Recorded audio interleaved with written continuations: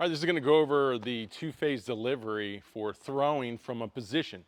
So throwing from a position can be very unique, meaning you can have different styles of throwing until you have to make a hard throw. Once you have to make a hard throw, you're optimizing the kinetic chain.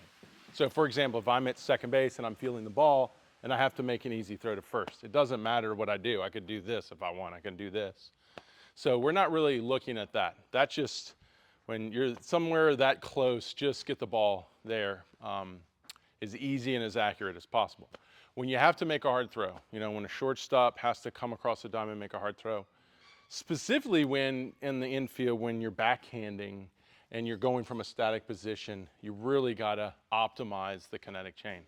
Outfielders too, making hard throws. So that's what we're looking at in this video. And we're gonna talk about simplifying it. And to simplify it, it's putting it in two phases. So the two phases you're gonna learn is called the stride phase, which is over here.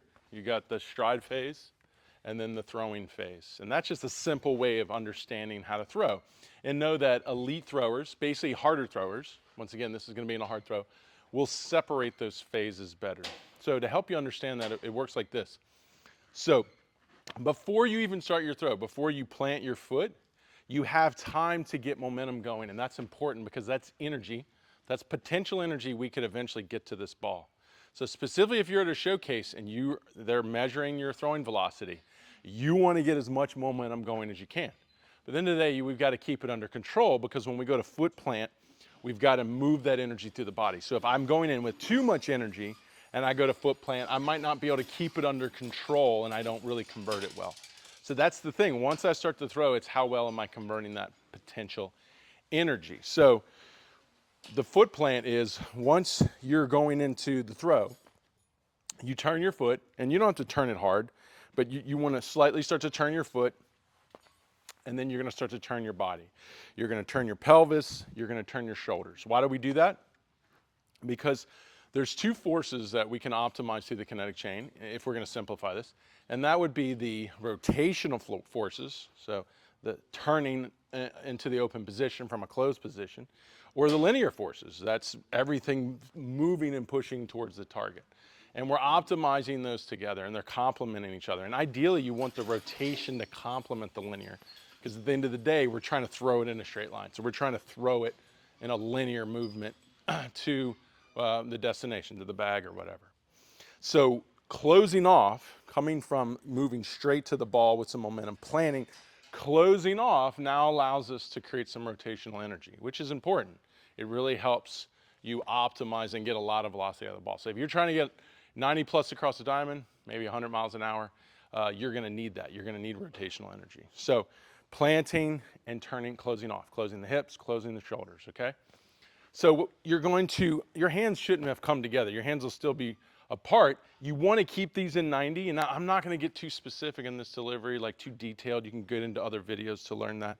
But you're going to be somewhere at 90. This is going to line up glove side, and this is going to get in the cocked position. Like I said, we can go into more detail on that in another time.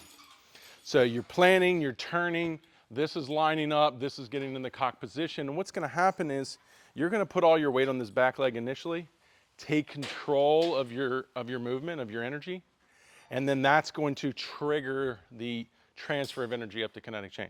So right before you go into landing, you're actually going to start triggering rotations, the slight opening, and you're going to push through the ground because that's how we really push the energy up. We got to push through the ground to get the force moving up, okay? And we call that 2X, ankle and hip, ankle, hip, ankle, hip, okay? And the landing, and this is going to stay close because remember we're going to separate the two phases, so separate the stride from the throw. So I'm planning, turning, lining up my arms. I'm opening front side as I power backside, ankle, hip to push my hips around as my shoulders stay close. Now I'm creating a separation between the two phases, or what we call hip to shoulder separation, meaning your hips are open, your shoulders are closed. From there, the glove side is going to turn over. It's going to work with your front leg as a stabilizer.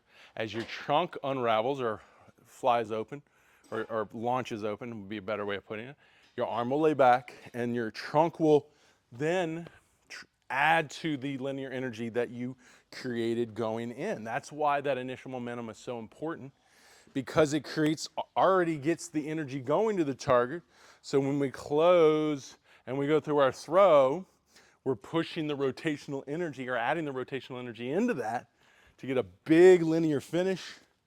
And ultimately too, if we keep our trunk upright, we'll get over on top of the ball as opposed to the side of the ball, which means we'll throw a straighter ball, which is going to be ideal for getting it optimally located well at the bag or where you're throwing it. So that's your simple understanding of this. Your two-phase delivery, just remember stride phase, throwing phase, and work on that. Work on your stride and work on hip to shoulder separation and then launching that energy into your throw, and you'll do well. So if you have any comments, post that below. If you want to learn more about the 2X Velocity Program, which is a program that trains and develops this, check out that at topvelocity.net. And I have a lot more videos coming for you.